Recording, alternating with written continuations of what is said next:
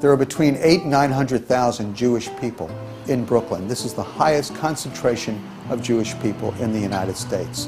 In fact, there are probably more Jewish people in this area than in almost any neighborhood or section of Jerusalem or Tel Aviv. I love this neighborhood so much because in this neighborhood we have a great mixture of Russians and Hasidic Jews and Orthodox Jews and really people of all walks of life here.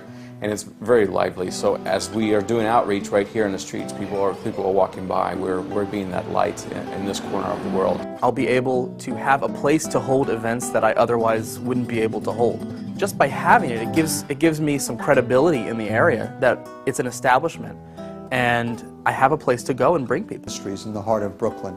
We'll be able to feed the poor, we'll be able to have worship services, we'll be able to have a library and places for our students to study, we'll be able to have lectures and concerts for young people. The outreach possibilities are just fantastic.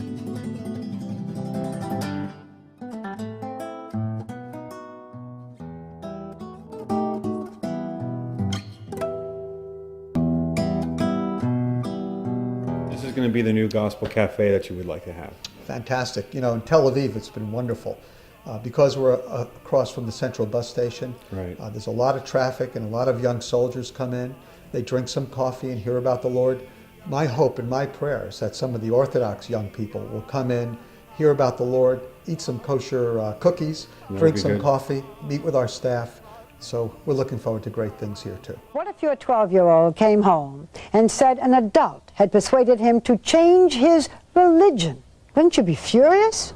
But suppose the adult sincerely felt that he was doing the best thing for your child. Would that matter? ABC's religion correspondent Peggy Waymeyer with a story of good intentions that some say went too far. Could this happen to your child? Look, for example, at what recently happened in this Texas town near Dallas, involving this Southern Baptist church and this 12-year-old Jewish boy. Are there a lot of Jewish kids in your class? In my grade, there's 3 other people. Out of how many? Out of about 500. You're really trying to convert them, aren't you? Exactly. Chad Self is the church pastor. Jesus said, I am the way, the truth, and the life. No one comes to the Father but by me, and we believe this is not just a truth, but that it is the truth. And if I believe this is the only way to know God, to spend eternity with Him, then I also have a burden that other people know that as well. Did you ever think, wait a minute, I'm Jewish, I can't do this? A little bit, and I told the guy that, and he said, well, a lot of people are both. He told you could be both Jewish and Christian? Yeah.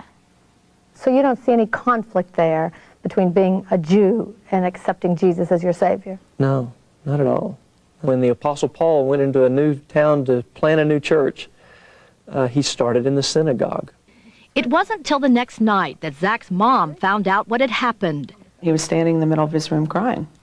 Just kind of took my breath away that something could be that wrong, that he's like, I can't tell you, I can't tell you.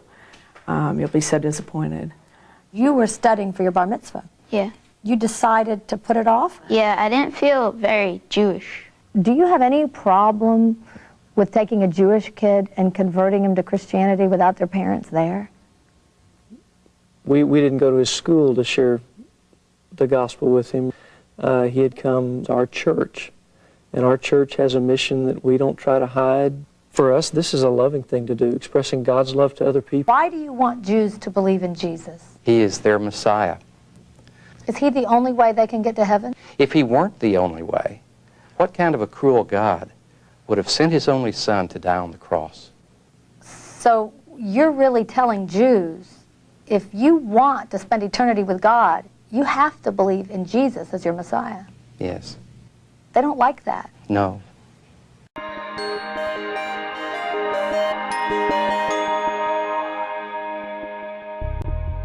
It's exactly what happened to our son, and it can happen to anybody. So this is not simply a theological, religious issue.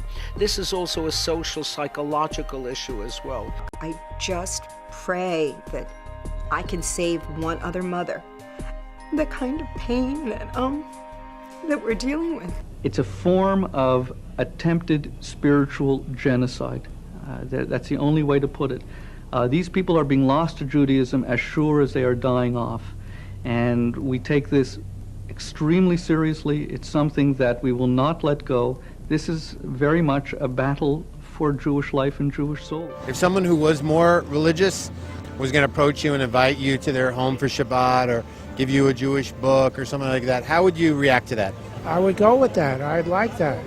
Have you ever thought about becoming more religious? Or at times. I've read some books. I'm considering, exploring a little more my Judaism. What does being Jewish mean to you? I actually didn't find out I was Jewish until last year after my grandma had passed away. My grandma was a survivor of the Holocaust. And ever since, I've had a whole new perspective, and I've been trying to learn the culture, but it's tough, especially with grandma being gone. How religious are you, would you consider yourself? Spiritual, but not, I don't attend synagogue. How come? I'm married to a Christian, and laziness. How would they have to approach you? What would be the right way? Probably through my family, I guess. I have a daughter who's 5, a son, as I said, who's 11. To what it would bring to them potentially might be a way. It's certainly true. The older I get, the more interested I am, and the more parts I'd like to learn about, and the more parts I feel I've missed over the years. On a scale of 1 to 10, how important is your Jewishness? It's somewhere between 9. I'm really proud of my Jewishness. I'm not trying to hide it. I'm not trying to embrace it, but between 9 to 8. Would you be open to someone teaching you more about your Jewish heritage? If the offer was there, yeah. I mean, if it was, someone who looked friendly, and definitely if it was someone I knew, I know a lot of people who do that, and if they asked, yeah, sure.